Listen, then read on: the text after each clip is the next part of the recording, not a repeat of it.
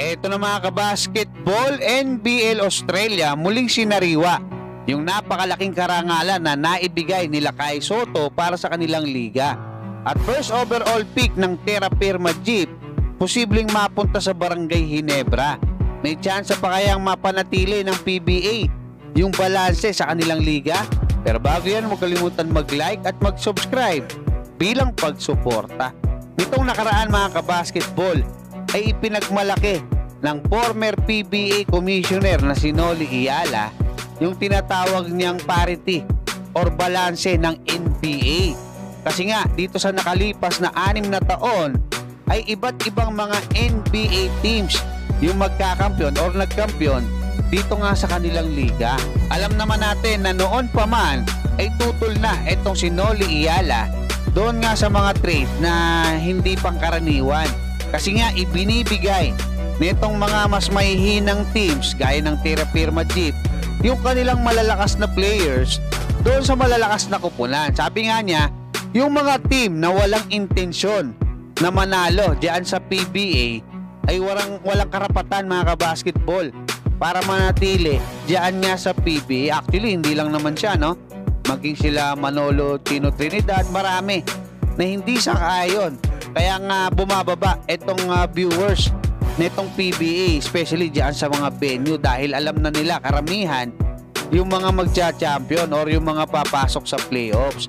At dito nga sa pinakabagong pasabog ni Homer Saison ng Spin.ph eh sinabi niya na itong number 1 overall pick ng Terra Firma Jeep last year lang, no, na si Stephen Holt ay posibleng mapunta diyan sa Barangay Ginebra kasi tumitindi na raw yung pag-uusap, no, ayon sa kanyang mga reliable sources.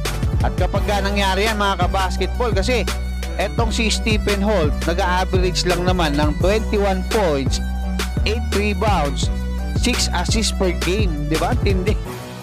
Lahat ng may meron siyang assist, may rebound, di ba? Ang taas pa pumuntos, taas pa ng percentage, 51% yung kanyang field goal, decente rin yung kanyang 3-point shot, no?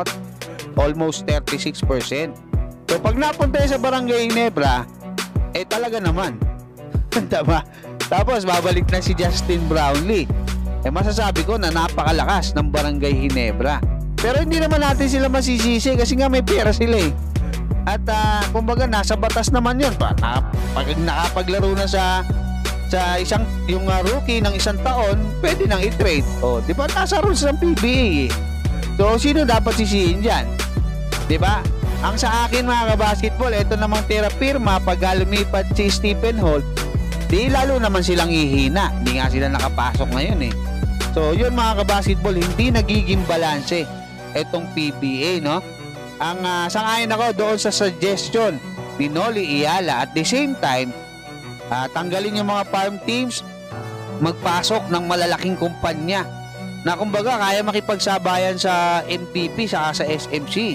'Di ba? SM, yung kay Manny Villar, 'di ba? Yung Strong Group, kumbaga laban Stugo, laban-laban sila doon. Lahat sila kaya magpalakas. Di tataas yung competition, 'di ba? At the same time, dadami yung mga manonood kasi hindi mo na alam kung sino yung magkakampiyon eh.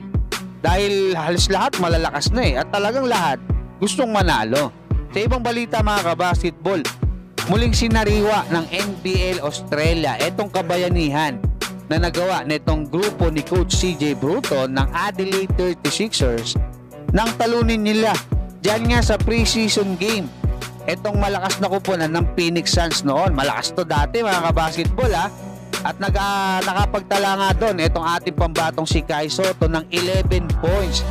Nakasulat na yan mga kabasketball sa kasaysayan, especially ng NBL Australia, kasi yan yung unang pagkakataon na merong isang NBL team na nakatalo sa isang NBA team. So hanggang dyan lang muna mga kabasketball. Maraming salamat at God bless sa inyong lahat.